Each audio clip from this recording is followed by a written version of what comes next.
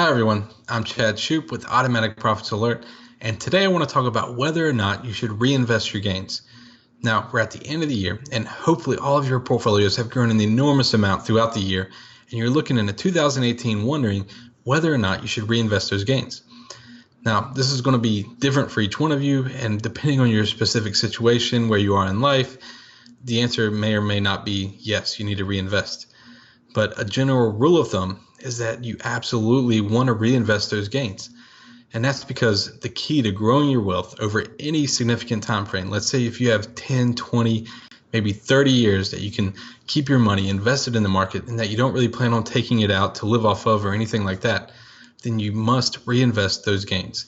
And that's because as you reinvest those gains, you're building your nest egg larger and larger over time.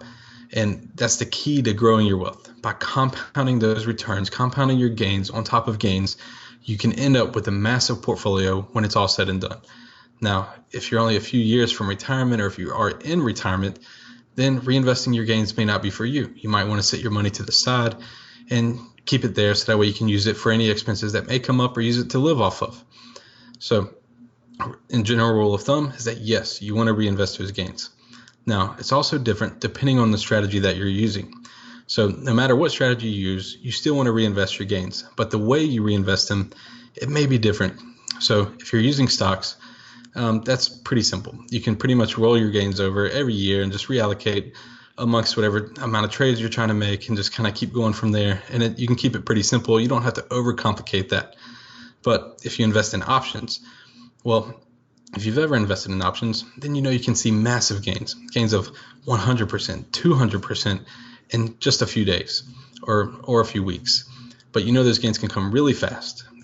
And then a lot of people want to know if they can take that 200% gain and that whole capital that they have in that position and just roll it over into the next trade that comes.